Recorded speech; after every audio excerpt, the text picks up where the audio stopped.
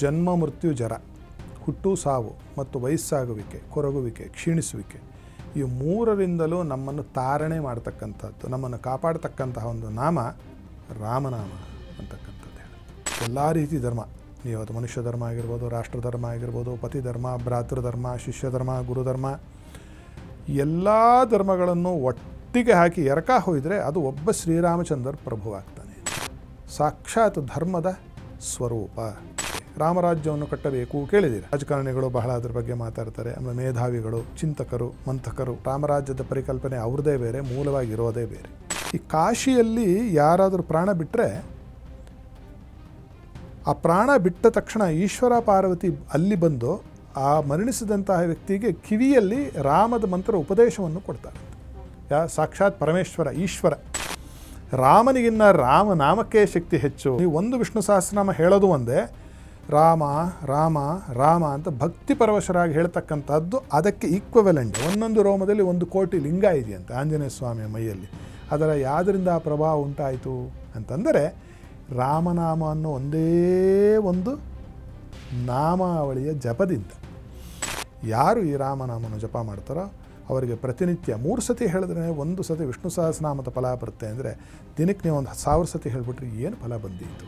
ಇದು ರಾಮರ ದೇಶ. ಇದು ಯಾವ ದೇಶ? ಭಾರತ ದೇಶ. ಶ್ರೀರಾಮಚಂದ್ರ ಪ್ರಭು ಆಳಿದಂತಹ ದೇಶ. ನಾವೆಲ್ಲ ಆತನ ಸತ್ಪ್ರಜೆಗಳಾಗಿ ಬದುಕಬೇಕು.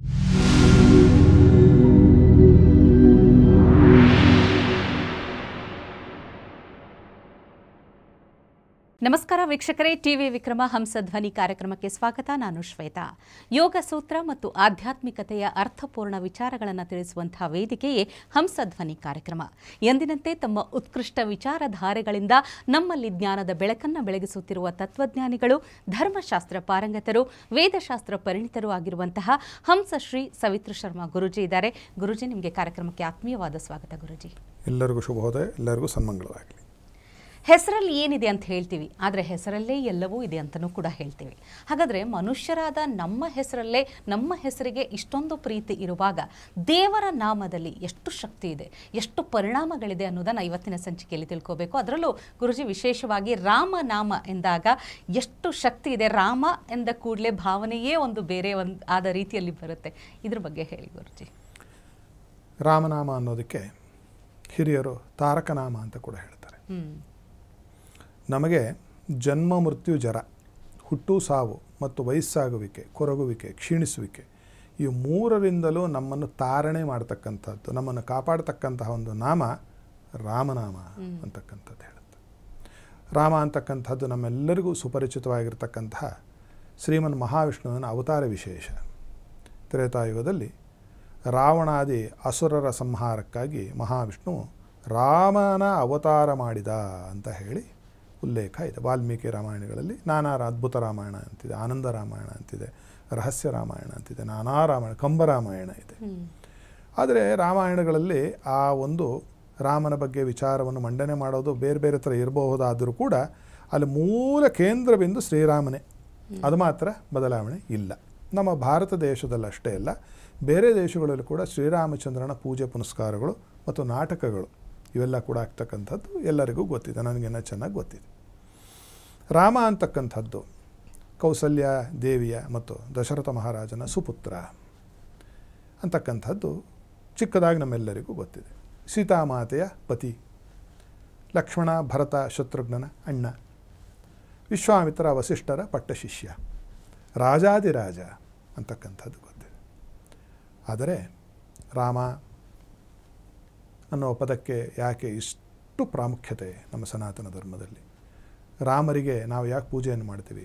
ನಾವು ರಾಮರಿಗೆ ಅಂತೀವಿ ನೋಡಿ, ರಾಮನಿಗೆ ಅನ್ನೋದಿಲ್ಲ. ನಾವು ಅಷ್ಟು ಮರ್ಯಾದೆಯನ್ನು ಕೊಡ್ತೀವಿ. ಹೆಸರೇ ಆತನಿಗೆ ಮರ್ಯಾದಾ ಪುರುಷೋತ್ತಮ. ರಾಮ ಅಂದರೆ ಏನು ಅಂತಂದರೆ ಶಾಸ್ತ್ರದಲ್ಲಿ ಹೇಳ್ತಕ್ಕಂಥದ್ದು ರಾಮೋ ಧರ್ಮಸ್ಯ ವಿಗ್ರಹ.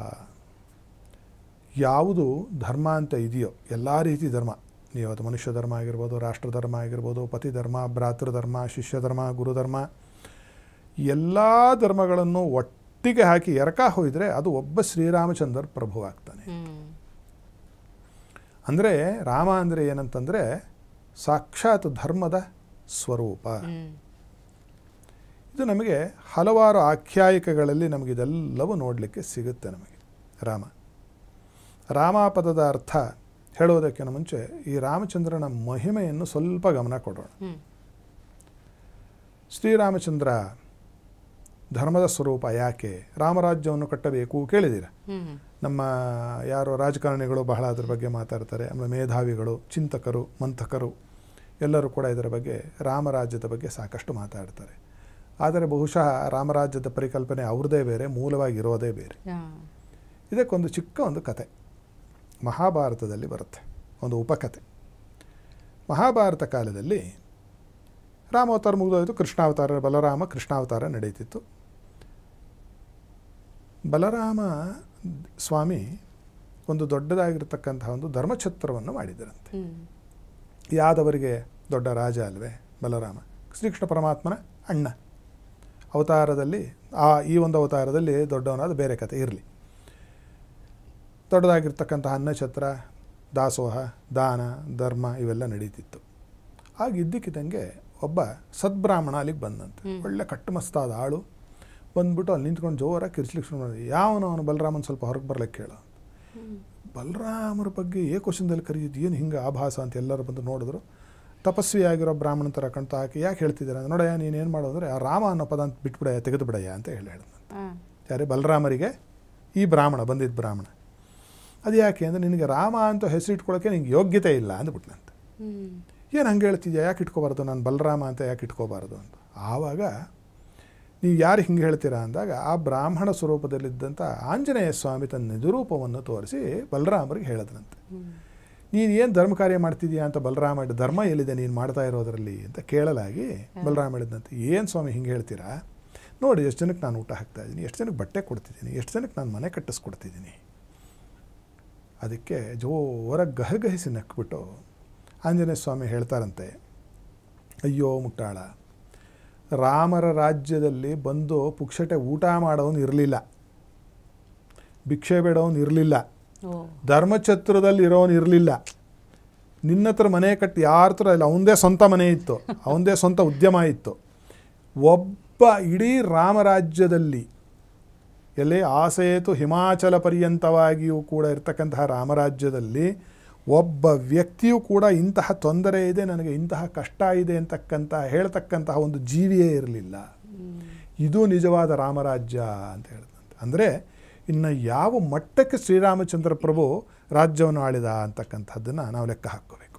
ಇದು ನಿಜವಾದ ರಾಮರಾಜ್ಯದ ಪರಿಕಲ್ಪನೆ ಅಂದರೆ ಇದು. ಅಂದ್ರೆ ಇವತ್ತಿನ ದಿನಗಳಲ್ಲಿ ಹೇಗೆ ಸರ್ಕಾರದಿಂದ ಉಚಿತ ಘೋಷಣೆಗಳಿದೆಯಲ್ಲ, ರಾಮರಾಜ್ಯ ಅಲ್ಲ, ಅವಶ್ಯಕತೆ ಬರ್ತಿರ್ಲಿಲ್ಲ. ಆ ರೀತಿಯಾಗಿ ನಾವು ಏನಾದರೂ ನಾವು ರಾಜ್ಯಭಾರವನ್ನು ಮಾಡಿದ್ದರೆ ಇದರ ಅವಶ್ಯಕತೆ ಇವತ್ತಿಗೂ ಬರುವುದಿಲ್ಲ. ಇವತ್ತಿಗೂ ನಿರುದ್ಯೋಗ ಅನ್ನೋದೇ ಇರೋದಿಲ್ಲ, ನಿರ್ಗತಿಕರು ಅನ್ನೋರೇ ನಿಮಗೆ ಕಾಣೋದಿಲ್ಲ ಅಂತಕ್ಕಂಥದ್ದು ಇದರ ಭಾವ. ಇದೊಂದು ಕತೆ. ಈ ಮೂಲಕತೆಯಿಂದ ಬರ್ತಕ್ಕಂತಹ ಒಂದು ತಿಳುವಳಿಕೆ ಇದು, ಮಾರಲ್ ಆಫ್ ದಿ ಸ್ಟೋರಿ. ಇದನ್ನು ಹೇಳಿದ ಅಂತಕ್ಕಂಥದ್ದು ಒಂದು ಕಾಣುತ್ತೆ. ಯಾವುದೋ ಒಂದು ಕತೆ ಹೇಳ್ತಿದ್ದಾರೆ ಅಂತ ಅನ್ನಿಸಬಹುದು. ಎರಡನೇದು ಹೇಳ್ತೀನಿ, ಕಾಶಿ ಮರಣ ಮೋಕ್ಷವನ್ನು ಕೊಡುತ್ತೆ ಅಂತ ಹೇಳುತ್ತೆ. ಕಾಶಿಯಲ್ಲಿ ಸತ್ತೋದ್ರೆ ಅಥವಾ ಶವ ಸಂಸ್ಕಾರ ಮಾಡಿದ್ರೆ ಮೋಕ್ಷ ಸಿಗುತ್ತೆ. ಇದು ಒಂದು ಕತೆ ಅನಿಸುತ್ತೆ. ಇಲ್ಲ, ಇದಕ್ಕೆ ಮಹಾನುಭಾವರು ಆಗಾಗ ಅವತಾರವನ್ನು ಎತ್ತಿ ನಮಗೆ ನಮ್ಮ ಸನಾತನ ಧರ್ಮದ ಸಿದ್ಧಾಂತಗಳನ್ನು ನಮಗೆ ಪುನರುತ್ಥಾನ ಮಾಡಿ ನಮ್ಮ ಮನಸ್ಸಿನಲ್ಲಿ ಒಂದು ಟಸೆ ಹೊಡಿತಾರೆ. ಇಲ್ಲ ಕಣಯ್ಯ ನಿಜ ಅಂತ. ಇದು ನಡೆದಿದ್ದು ರಾಮಕೃಷ್ಣ ಪರಮಹಂಸರ ಕಾಲದಲ್ಲಿ. ಇದೇ ಥರ ಎಲ್ಲ ಹೇಳ್ತಿದ್ರು. ಪರಮಹಂಸರು ಎಲ್ಲರಿಗೂ ಗೊತ್ತಿದೆ ಎಂಥ ಮಹಾನುಭಾವರು ಅನ್ನೋದು ಗೊತ್ತಿದೆ. ಸಾಕ್ಷಾತ್ ಕಾಳಿಕಾ ಸ್ವರೂಪ ಆ ಮಹಾಪುರುಷ, ಆ ಮಹಾನುಭಾವ. ಕಾಶಿಗೆ ಬಂದಿದ್ರಂತೆ ಯಾರೋ ಪರಮಹಂಸರು. ಆಗ ಶಿಷ್ಯರಲ್ಲಿ ಹೇಳಿದ್ರಂತೆ, ಅದರಲ್ಲಿ ಏನಾಗುತ್ತೆ ಅಂತಂದರೆ, ಈ ಕಾಶಿಯಲ್ಲಿ ಯಾರಾದರೂ ಪ್ರಾಣ ಬಿಟ್ಟರೆ ಆ ಪ್ರಾಣ ಬಿಟ್ಟ ತಕ್ಷಣ ಈಶ್ವರ ಪಾರ್ವತಿ ಅಲ್ಲಿ ಬಂದು ಆ ಮರಣಿಸಿದಂತಹ ವ್ಯಕ್ತಿಗೆ ಕಿವಿಯಲ್ಲಿ ರಾಮದ ಮಂತ್ರ ಉಪದೇಶವನ್ನು ಕೊಡ್ತಾರಂತೆ. ಸಾಕ್ಷಾತ್ ಪರಮೇಶ್ವರ ಈಶ್ವರ ಆ ಕಿವಿ ಸ್ವಲ್ಪ ಮೇಲೆ ಹೇಳುತ್ತಂತ, ಹಿಂಗೆ ಅವ್ರಿಗೆ ಮೋಕ್ಷ ಸಿಗುತ್ತೆ ಅಂತ. ಇದು ಕಥೆ ಥರ ಕೇಳಿಸು, ನಿಮಗೂ ಹಂಗೆ ಅನ್ನಿಸ್ತು ನೋಡಿ, ಚೆನ್ನಾಗಿದೆ ಪರಿಕಲ್ಪನೆ ಅಂತ ಅನಿಸುತ್ತೆ. ಇದನ್ನು ಪರಮಹಂಸರು ಶಿಷ್ಯರಿಗೆ ಕೇಳಿದ್ರು, ಏನು ಗುರುಗಳೇ ಹೌದಾ ಅಂತ, ನೋಡೋಣ ನಡಿ ಅಂದ್ರಂತೆ ಪರಮಹಂಸರು. ಗಂಗಾ ನದಿಯಲ್ಲಿ ಹಿಂಗೆ ಬರ್ತಾ ಅಲ್ಲಿ ಮಣಿಕರ್ಣಿಕಾ ಘಾಟು, ಹರಿಶ್ಚಂದ್ರ ಘಾಟು, ಸುಮಾರು ಘಾಟುಗಳಿದೆ, ಶವ ಸಂಸ್ಕಾರ ಆಗ್ತಾ ಇರುತ್ತೆ. ಅಲ್ಲಿ ಬಂದಾಗ ಮಣಿಕರ್ಣಿಕಾ ಘಾಟ್ ಮುಂದೆ ಹಿಂಗೆ ದೋಣಿ ಬಂದಿದ್ದೇ ತಡ. ಇವ್ರು ಹೇಳಿ ಕೇಳಿ ಏನು ಪದಗಳಿಲ್ಲ ಅವ್ರನ್ನೆಲ್ಲ ವರ್ಣಿಸ್ಲಿಕ್ಕೆ ಅಂಥವ್ರು ನಮ್ಮ ಬಾಯಿಗೆ ನಿಲ್ಕೋದಿಲ್ಲ ಆ ಪದಗಳು ಅಂಥವ್ರನ್ನೆಲ್ಲ ವರ್ಣಿಸ್ಲಿಕ್ಕೆ. ಅವರು ಮಿಸುಗಿದ್ರೆ ಸಮಾಧಿ ಸ್ಥಿತಿಗೆ ಹೋಗೋರು. ಈ ಸಮಾಧಿ ಅಲ್ಲ, ಹೋದ್ಮೇಲೆ ಸತ್ತ ಮೇಲೆ ಸಮಾಧಿ ಅಲ್ಲ, ಯೋಗಿಕವಾದ ಸಮಾಧಿಗೆ ಹೋಗೋರು. ಅದು ನೋಡಿದ ತಕ್ಷಣ ಮಣಿಕಂಠ ಅಲ್ಲೇ ಕಣ್ಣು ಮುಚ್ಕೊಂಡು ಸಮಾಧಿಗೆ ಹೊರಟೋದ್ರು. ಕಣ್ಣಲ್ಲಿ ನೀರು ಸುರಿತಾ ಇದೆ, ಸಮಾಧಿಗೆ ಹೊರಟೋದ್ರು ರಾಮಕೃಷ್ಣ ಪರಮಹಂಸರು. ಸರಿ, ಆಮೇಲೆ ದಡಕ್ಕೆ ಹೋದರು, ಸ್ವಲ್ಪ ಶುಶ್ರೂಷೆ ಮಾಡಿದ್ರು. ಒಂದು ಸುಮಾರು ಗಂಟೆಗಳ ಕಾಲ ವಾಪಸ್ ಸ್ಥಿತಿಗೆ ಬಂದರು ಅವರು. ಬಹಿರ್ಮುಖವಾಗಿ ಬಂದಾಗ ಓಡಿದ್ರಂತೆ ಮಣಿಕರ್ಣಿಕಾ ಘಾಟ್. ಹೋಗಿ ಎಲ್ಲ ಕಡೆ ನಮಸ್ಕಾರ ಮಾಡೋಕ್ಕೆ ಶುರು ಮಾಡಿದ್ರು. ಶಿಷ್ಯರಿಗೆ ಆಶ್ಚರ್ಯ, ಅವ್ರದ್ದು ಬಹಳ ವೈಚಿತ್ರ್ಯಪೂರ್ಣವಾದಂತಹ ಜೀವನ. ಯಾರದು ಪರಮಹಂಸರು ಹೇಳ್ತಾ ಕೂತ್ರೆ ಜೀವನ ಸಾಕಾಗ್ಲಿಕ್ಕಿಲ್ಲ ಅವ್ರನ್ನೆಲ್ಲ ವರ್ಣಿಸಲಿಕ್ಕೆ. ಆವಾಗ ಏನಾಯಿತು, ಅಲ್ಲಿ ಕೇಳಿದ ಗುರುಗಳೇ ಯಾಕೆ ಅಂದಾಗ, ಅಲ್ಲಯ್ಯ ನೀನು ಕೇಳಿದ್ಯಲ್ಲ ಬೆಳಗ್ಗೆ ಪಾರ್ವತಿ ಪರಮೇಶ್ವರ ನಿಂಗೆ ರಾಮೋಪದೇಶವನ್ನು ಕೊಡ್ತಾರೆ ನಿಜಾನ ಅಂತ, ಅದನ್ನು ನೋಡದೆ ಕಣಯ್ಯ ಅಂದ್ರಂತ. ಅದು ನೋಡಿದ್ದೆ ಭಾವಪರಶನ ಸಮಾಧಿಗೆ ಹೊರಟೋದ್ನಯ್ಯ. ನೋಡಿ ಇಂತಿಂಥವ್ರಿಗೆಲ್ಲ ಉಪದೇಶ ಆಗಿದೆ, ಸಾಕ್ಷಾತ್ ಪರಮೇಶ್ವರಿಯಿಂದ ಉಪದೇಶ ಪಡೆದಂಥವ್ರು ಮಹಾನ್ ಭಾವರಲ್ಲೇ ಎಲ್ಲರಿಗೂ ಕೈ ಮುಗಿರಯ್ಯ ಅಂದ್ರಂತ. ಅಂದರೆ ಇದು ಈಗ ಮೊನ್ನೆ ಯಾವುದು ತ್ರೇತಾಯುಗ ದ್ವಾಪರಯುಗದಲ್ಲ, ಕಲಿಯುಗದಲ್ಲಿ ಈಗ ಒಂದು 200 ವರ್ಷಗಳ ಹಿಂದೆ ನಡೆದಿರ್ತಕ್ಕಂತಹ ಘಟನೆ ಇದು. ಬಹಳ ಬೇಕಾದವರು ತಿಳಿದವರು ಹೇಳಿದಂತಹ ಒಂದು ವಿಚಾರ ನನಗಿದು. ಈ ರೀತಿಯಾಗಿ ಇವತ್ತು ಕೂಡ ರಾಮನಾಮಕ್ಕೆ ಅಂತಹ ಒಂದು ಶಕ್ತಿ ಇದೆ. ರಾಮನಿಗಿನ್ನ ರಾಮನಾಮಕ್ಕೆ ಶಕ್ತಿ ಹೆಚ್ಚು ಅಂತಕ್ಕಂಥದ್ದು ಹೇಳ್ದ. ನೀನು ಯಾಕೋ ನಿನ್ನ ಹಂಗೆ ಯಾಕೋ, ನಿನ್ನ ನಾಮದ ಬಲವೊಂದಿದ್ದರೆ ಸಾಕು ಅಂತ ಹೇಳ್ತಕ್ಕಂಥದ್ದು ಸುಮ್ಮನೆ ಹೇಳಿದವರು. ಇನ್ನು ರಾಮ ಅಂತಕ್ಕಂತಹ ಈ ಪದಕ್ಕೆ ರಕಾರಂ ರುದ್ರಬೀಜಂಚ ಅಥವಾ ಅಗ್ನಿಬೀಜಂಚ ಮಕಾರಂ ಶಕ್ತಿ ಬೀಜಯುಕ್ ಶಿವಶಕ್ತಿ ಸಮಾಯುಕ್ತೋ ರಾಮ ಇತ್ಯಕ್ಷರದ್ವಯಂ ಅಂತ ಮಂತ್ರಶಾಸ್ತ್ರದಲ್ಲಿ ಹೇಳಿ. ರಾ ಅಂತಕ್ಕಂತಹದ್ದು ರುದ್ರಬೀಜ ಅಂತ. ರುದ್ರಬೀಜ ಅಂದರೆ ಸಾಕ್ಷಾತ್ ಪರಮೇಶ್ವರನನ್ನು ತೋರಿಸಿದರೆ, ಮಾ ಅಂತಕ್ಕಂಥದ್ದು ಅಮ್ಮನವರ ಬೀಜಾಕ್ಷರ. ಈ ರಾಮ ಅಂದರೆ ಏನು ಅಂತಂದರೆ ಪಾರ್ವತಿ ಪರಮೇಶ್ವರರ ಒಂದು ಸ್ವರೂಪ, ಆದಿ ದಂಪತಿಗಳು. ಪಾರ್ವತಿ ಪರಮೇಶ್ವರಿಂದ ತಾನೇ ನಾವೆಲ್ಲ ಜನ್ಮ ತಳೆದಿರೋದು. ನಮಗೆ ಆದಿ ದಾಂಪತ್ಯ ಯಾರು ಅಂದರೆ, ಆದಿ ದಂಪತಿಗಳು ಯಾರು ಸೃಷ್ಟಿಗೆ ಮೂಲ ಅಂದರೆ ಪಾರ್ವತಿ ಪರಮೇಶ್ವರರು. ಆ ರೀತಿಯಾಗಿ ರಾಮ ಅಂತಕ್ಕಂಥದ್ದು ಆ ಶಿವಶಕ್ತಿಯರ ಸ್ವರೂಪ ಅಂತ ಕೂಡ ಪ್ರತಿಪಾದನೆ ಮಾಡಿದೆ. ಇನ್ನೊಂದು ರಾ ಅಂದರೆ ಅಗ್ನಿಬೀಜ, ಬೆಂಕಿ, ರೇಫಾ ಅಂತ ಕರೀತಾರೆ. ರಾ ಅಂದ ತಕ್ಷಣ ಏನಾಗುತ್ತೆ ಅಂತಂದರೆ, ನಾವು ಮಾಡಿರ್ತಕ್ಕಂತಹ ಪಾಪಗಳು ಹೊರಗೆ ಬಂದು ರಾ ನೋಡಿ ಹೊರಗೆ ಬರುತ್ತೆ. ಹೊರಗೆ ಬಂದುಬಿಟ್ಟು ಆ ಬೆಂಕಿಗೆ ಸಿಕ್ಕಿ ಸುಟ್ಟೋಗುತ್ತಂತೆ. ನೀವು ಮಾ ಅಂದ ತಕ್ಷಣ ರಾಮ್ ಅಂದ ತಕ್ಷಣ ಏನಾಗುತ್ತೆ, ಕವಾಟವತ್ತು ಬಾಗಿಲು ಮುಚ್ಕೊಂಡ್ಬಿಡುತ್ತೆ, ಒಳಗೆ ತಿರುಗಿ ಪಾಪ ಹೋಗಲ್ಲ ನಿಮಗೆ. ನೀವು ಮಾಡಿರ್ತಕ್ಕಂತಹ ಪಾಪ ಹೊರಗೆ ಬಂದು ಸುಟ್ಟು ಭಸ್ಮೀಭೂತವಾಗಿ ಹೊರಗೆ ಬಿದ್ದು ಹೋಗುತ್ತೆ. ಅಕಸ್ಮಾತ್ ಏನಾದರೂ ಉಳಿದಿದ್ರೆ ನೀವು ತಿರುಗಿ ರಾಮ್ ಅಂದ ತಕ್ಷಣ ಬಾಯಿ ಮುಚ್ಕೊಳ್ಳೋದ್ರಿಂದ ನಿಮ್ಮಲ್ಲಿ ವಾಪಸ್ ಹೋಗೋದಿಲ್ಲ. ಅಂದರೆ ಎಂತಹ ಒಂದು ಪಾಪಶೇಷಗಳನ್ನಿದ್ದು ನಿರ್ನಾಮ ಮಾಡುತ್ತೆ ರಾಮ ಅಂತಕ್ಕಂಥದ್ದು ಕೂಡ ನಮಗೆ ಕಾಣುತ್ತೆ. ಇನ್ನು ಇದರ ಮಹಿಮೆ ಎಷ್ಟು ಅಸದಳವಾಗಿರ್ತಕ್ಕಂಥದ್ದು ಅಂದರೆ ವಿಷ್ಣು ಸಹಸ್ರನಾಮದಲ್ಲೂ ಬರುತ್ತೆ. ದೊಡ್ಡದಾಗಿ ಎಲ್ಲ ವಿಷ್ಣು ಸಹಸ್ರನಾಮರು ಭೀಷ್ಮ ಪಿತಾಮಹರು ನಮಗೆ ಕೊಟ್ಟರು, ಇವತ್ತಿಗಿದೆ. ಪಾರ್ವತಿ ಕೇಳ್ತಾಳೆ ಪರಮೇಶ್ವರನ, ಅಪ್ಪ ಇಷ್ಟೊಂದು ವಿಷ್ಣು ಸಹಸ್ರನಾಮ ಹೇಳಿಬಿಟ್ಟಿಲ್ಲ ನೀನು, ದಿನ ಹೇಳಲಿಕ್ಕೆ ಸಾಧ್ಯವೇ? ಏನು ಬೇಕಾದರೂ ಕೊಡ್ತೇವೆ ವಿಷ್ಣು ಸಹಸ್ರನಾಮ. ಆಗ ಪರಮೇಶ್ವರ ಹೇಳ್ತಾನೆ, ಇದು ಬಹಳ ಜನಜನಿತವಾಗಿರ್ತಕ್ಕಂತಹ ಶ್ಲೋಕ.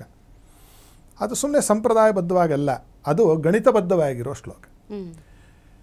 ಶ್ರೀರಾಮ ರಾಮ ರಾಮೇತಿ ರಮೇ ರಾಮೇ ಮನೋರಮೆ ಸಹಸ್ರನಾಮ ತತ್ವಲ್ಯಂ ರಾಮನಾಮ ವರಾನನೆ ಅಂತ ಹೇಳಿದೆ. ಅಂದರೆ ರಾಮ ರಾಮ ರಾಮ ಅಂತ ಹೇಳಿ 3 ಸತಿ ಯಾರಾದರೂ ರಾಮನಾಮವನ್ನು ಉಚ್ಚಾರ ಮಾಡಿದರೆ ಅದು 1000 ವಿಷ್ಣು ಸಹಸ್ರನಾಮಕ್ಕೆ ತುಲ್ಯವಾಗಿರ್ತಕ್ಕಂಥದ್ದು. ನೀವು ಒಂದು ವಿಷ್ಣು ಸಹಸ್ರನಾಮ ಹೇಳೋದು ಒಂದೇ, ರಾಮ ರಾಮ ರಾಮ ಅಂತ ಭಕ್ತಿ ಪರವಶರಾಗಿ ಹೇಳ್ತಕ್ಕಂಥದ್ದು ಅದಕ್ಕೆ ಈಕ್ವಲೆಂಟ್. ಅದು ಅದೇ ತೂಕ ತೂಗುತ್ತಂತೆ. ಯಾವ ಸುಮ್ಮನಿರ್ರಿ ಇದೆಲ್ಲ ಕತೆ ಹೇಳ್ತೀರಾ ನೀವು ಅಂತ ಅನಿಸುತ್ತೆ. ಅದರಲ್ಲಿ ಗಣಿತ ಇದೆ. ವ್ಯಾಕರಣದಲ್ಲಿ ಒಂದೊಂದು ಅಕ್ಷರಕ್ಕೂ ಒಂದೊಂದು ಸಂಖ್ಯೆಯನ್ನು ಹೇಳಿದ್ದಾರೆ. ಕಾದಿನವ, ಟಾದಿನವ, ಪಾದಿಪಂಚ, ಯಾದ್ಯಷ್ಟ ಅಂತ ಇದಕ್ಕೆ ಸಂಜ್ಞೆ. ಜ್ಯೋತಿಷ್ಯ ಸೂತ್ರಗಳು, ಸಾಂಖ್ಯ ಸೂತ್ರಗಳು ಸುಮಾರು ಮುಚ್ಚಿ ಹೇಳ್ತಕ್ಕಂಥದ್ದು ಎಲ್ಲವೂ ಕೂಡ ಇದರಲ್ಲೇ ಅಡಗಿದೆ ಸಂಸ್ಕೃತ ವಾಂಗ್ಮಯದಲ್ಲಿ. ಇದರಲ್ಲಿ ರಾ ಅನ್ನುವ ಪದಕ್ಕೆ 2 ಸಂಖ್ಯೆ, ಮಾ ಅನ್ನುವ ಸಂಖ್ಯೆಗೆ 5 ಸಂಖ್ಯೆ. 2 5 2 5ಲಿ ಎಷ್ಟು? 10. 1 ರಾಮಕ್ಕೆ 10, 2ನೇ ರಾಮನಿಗೆ 10, 3ನೇ ರಾಮಪದಕ್ಕೆ 10, 3 10 10 10 ಇಡಿ. ಈ 10ರಿಂದ 10 ಗುಣಿಸಿದ್ರೆ ಎಷ್ಟು? 100. 100ನ್ನು 10ರಿಂದ ಗುಣಿಸಿದ್ರೆ ಎಷ್ಟು? 1000. ಅಂದರೆ ರಾಮ ರಾಮ ರಾಮ ಆ ಶ್ರೀರಾಮಚಂದ್ರ ಪ್ರಭುವನ್ನು ನಾವು ಮನಸ್ಸಲ್ಲಿ ತುಂಬಿಕೊಂಡು ಅವನು ದಿವ್ಯ ಮಂಗಳ ವಿಗ್ರಹ ಅವನು.